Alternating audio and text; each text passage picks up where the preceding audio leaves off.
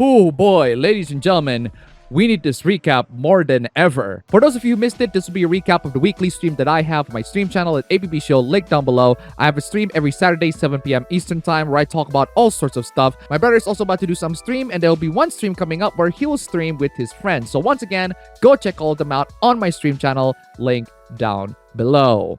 Oh boy, there are lots of people talking about this, and I can totally see why.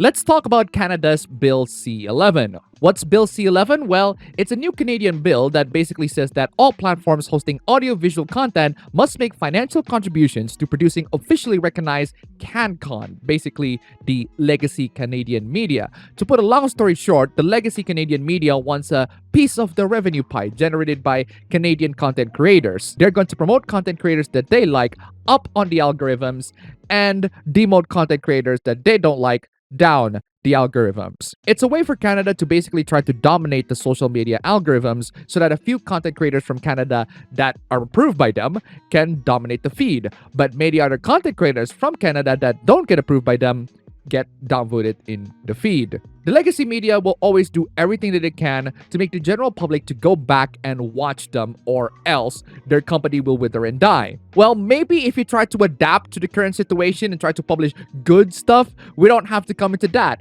But hey, the government has the power and therefore they can abuse it all they like. If you want to read more about it, I'll link to an article down below. You can go ahead and check it out. I can totally see why people are concerned about this bill. Here's one of the pettiest things that have ever happened from last week. An Auburn man was arrested for leaving flowers at fiance's grave. That's right, he was arrested for leaving flowers at his fiance's grave. Why?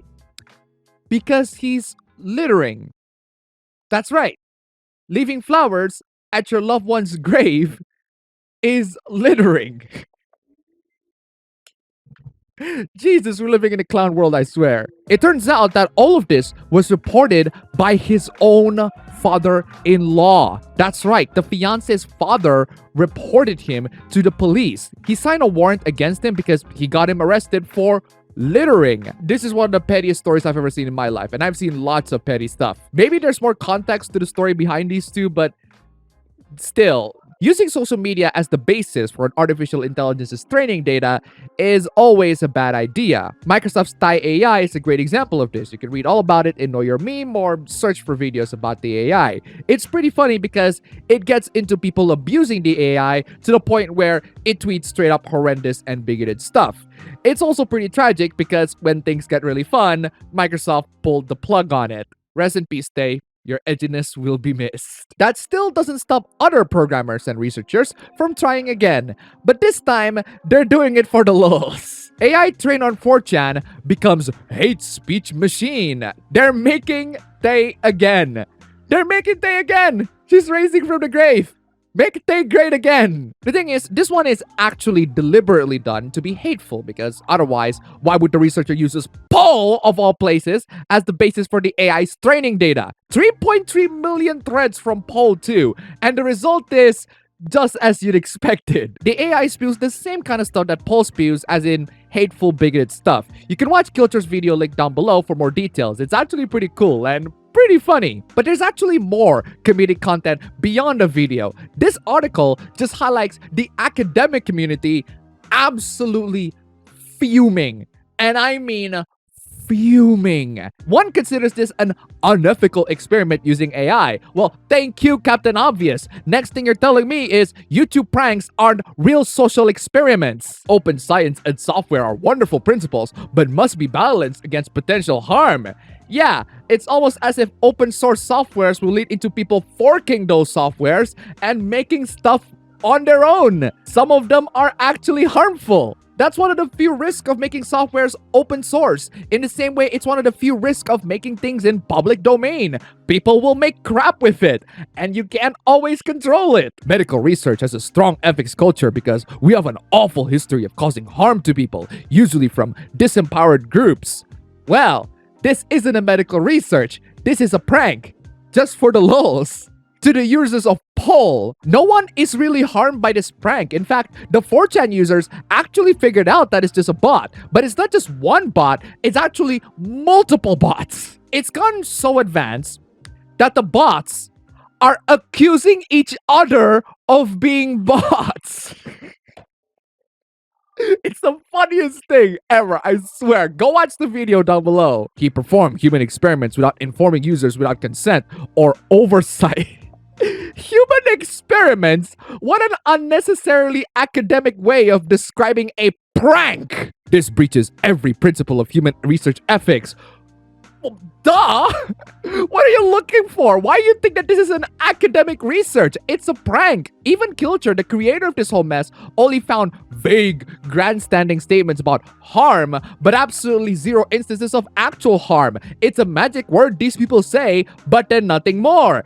In other words, it's a moral outrage over a 4chan bots prank. Beyond the bots posting thousands of posts on 4chan, which was already hilarious in and of itself, there's a genuine moral outrage from the scientific community over this stupid prank. It's genuinely the most entertaining thing that I have ever seen this week. And I only read it at the time I'm writing this video. I saw it literally yesterday. I saw little to no one talking about this in social media, and boy, it is a pleasure for me to talk about this here. And yes, a lot of the discussion that's going against the machine is describing them as potentially harmful, which is only true if it's being done maliciously. In reality, this whole thing is a prank that the scientific community took way too seriously. Their responses basically boil down to no fun allowed. Your fun is completely unethical and breaks every academic rules that we have established. All of this over a bot that says things like, I'm not racist, I'm white,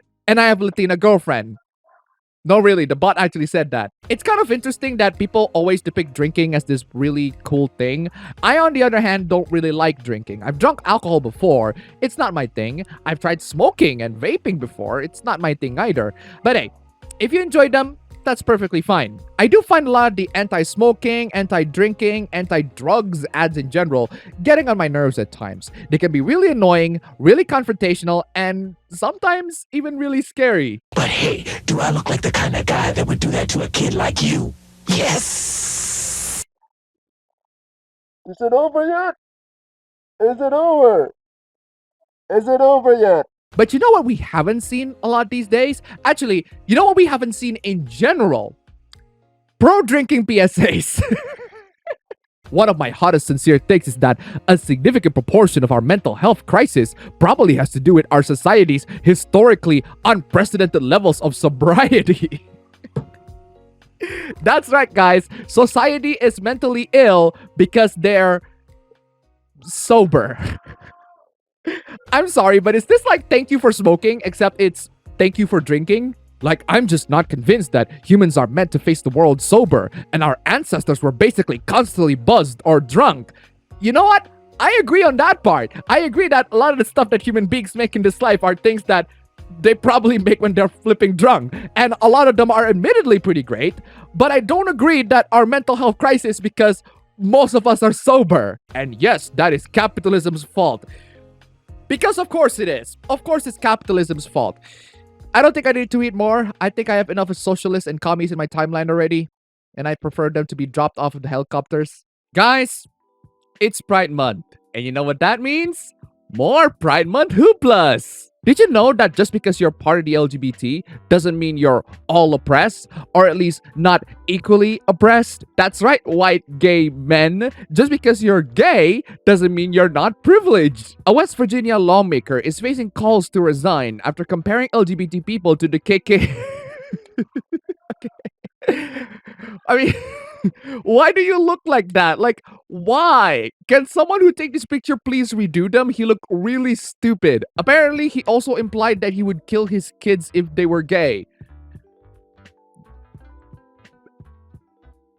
Props for consistency, I guess? Why restrict child porn, but not guns? Yes, I'm including this as part of Pride Month Hoopla because apparently being a pedophile should be something that people are proud of. Oh, sorry, minor attracted person. If I heard more of these minor attracted person, I'll give them a dose of some major attracted sledgehammer. What's really funny about this dude is that he tried to buy a semi-automatic rifle to prove how easy it is to obtain an assault rifle. But the problem is, he's not legally eligible to purchase the gun because he failed his background check due to an admitted history of alcohol abuse and a charge of domestic battery involving his wife. Congratulations, you played yourself. I don't understand how crypto bros can take more L, but this one is easily the most embarrassing out of all of them. We're excited to show off something that we've been working on, the Bitcoin note. So, cash. You invented cash. We have a couple of PlayStation fanboys Hoopla this week. During PlayStation State of Play, there's an announcement for Insomniac Spider-Man to be released in the PC, alongside Spider-Man's Miles Morales as well later down the line. One person who bought the PS4 exclusive Spider-Man PS4 Pro decided to saw his PS4 Pro in half. No, really, he just did that. Apparently, he promised that he would do it if Spider-Man for the PS4 was announced for the PC, and he was fulfilling on that promise. You know what? I can respect that. Though personally, I'd respect it more if you actually gave it away to someone who needs it. Another fanboy Hoopla goes to the brand new The Last of Us remake. Yes, that's right, they're remaking The Last of Us, and from what we're seeing, the remake is not much different if you ask me. But hey, that still doesn't stop The Last of Us fanboys to defend the honor and dignity of the game. Some serious selective memory. The game was a big deal for narrative video games. It showed the world that this medium should be taken a bit more seriously. By whom? Who doesn't take gaming seriously? And why should we appeal to those people who don't take gaming seriously? How about we make games for people who actually take games seriously? Alright, now that we got the small hooplas out of the way, let's talk about the big elephant in the room. Let's talk about the Act-Man versus YouTube and QuantumTV. I actually talk about the whole QuantumTV drama in my Q&A sessions on my stream, but I haven't talked about it at any point during the main portion of the stream. But I can assure you that I was paying attention to the entire drama from day one. Day one. That was at a time where Mischief got friended by QuantumTV for making a video talking about this Elden Ring review. Yeah, I was into that drama for that long. Oh, yeah, I'm sorry, I'm getting ahead of myself. For those of you who don't know, to make a long story short, from the absolute beginning, QuantumTV made a video talking about Elden Ring. Lots of people find the video to be terrible. In one of his videos responding to the Elden Ring reviews, he said that a game that is not made for everyone shouldn't have been made in his opinion. Yes, a game that's not made for everyone shouldn't have been made. That's right, Fortnite. That's right, Genshin Impact. Those games are not made for everyone. And by everyone, I mean me. I mean, if the game is made for everyone, why doesn't it appeal to me? Therefore, it shouldn't exist. Mischief criticized Quantum in his video, but then Quantum threatened a DMCA strike. That's basically the spark that got a lot of the hate coming to him rolling. Ever since then, I followed the drama through Review Tech USA because he too got himself involved with Quantum. He made videos criticizing him, and he too got friended with a strike. Several other YouTubers also do the same thing with the same kind of hate that got to them as well. And this is where the Act-Man comes in. He made a video talking about Quantum's Elden Ring review. He too got a DMCA threat. But it gets even worse, my friend. It gets even worse. The drama has gone so ridiculously stupid, QuantumTV called the Act-Man's mom. I'm not lying. He called his mom over an Elden Ring video. And he recorded it. He only recorded his portion of the conversation, the recording that he got through the security cameras that he installed in his house, but he did record it. And he pretty much built an entire fan base dedicated to doxing anyone that criticizes him. The Act-Man got doxed, his brother got doxed, his mom got doxed. People use all of the personal information that they acquired to harass people. I mean, it's horrible. And that, my friend, is just the surface. QuantumTV is one of those anti-SJWs like One Angry Gamer, or as I like to call him, One Angry Boomer, that actually managed to become the monster that they're fighting, but on a different side. Actually, it's less about him becoming the very same monster that he fought. It's more like him becoming the very same idiots that he fought. People found out that QuantumTV is a genuinely homophobic guy. He once advocated for LGBT people to be shot like in the Pulse Club shooting. I'm not kidding. He said that. He also tried to claim that his social media accounts were hacked when he said all of that, but at no point has he ever rescinded that comment or make any apologies for making that comment, as far as we know at least. So to sum up, QuantumTV has friends smaller and bigger channels for DMCA strikes of videos that are clearly fair use. He tells people that it's easy to find other YouTubers' personal information and encourages other people to do so. He is actually homophobic. So all of this is pretty much grounds for a channel termination, especially the fact that he encourages harassment to other channels. That's the part where YouTube rained down their authority upon the channel that caused so much pain and suffering. That's when YouTube has the chance to exercise their authority and punish the one channel that caused all of this mess in the first place. And that channel being the Actmans. Wait, what? That's right, ladies and gentlemen. Despite QuantumTV being the harasser, doxer, and the bigot in the room, it's the Actman that got punished. He got a community guidelines warning, he got his entire channel demonetized, he got removed from the YouTube partner program, his video highlighting more of QuantumTV's horrible stuff got removed, all because he made tweets that are obviously very sarcastic and is used to highlight Quantum's horrible misdeeds, not his. And QuantumTV gets away with it. He absolutely did. Doesn't matter if you literally call other YouTubers his family because of dumb YouTube videos. Doesn't matter if he's straight up being a bigot. He got away with it. Zero punishment whatsoever. The Actman's video title is The Dark Age of YouTube, and YouTube only proves his point even further. We really are living in the dark age of YouTube. And finally, let's talk about more reasons to hate localizers. There's a manga about a crossdresser called I Think I Turned My Childhood Friend Into a Girl, and people have issues with the official localization by the 7 Seas.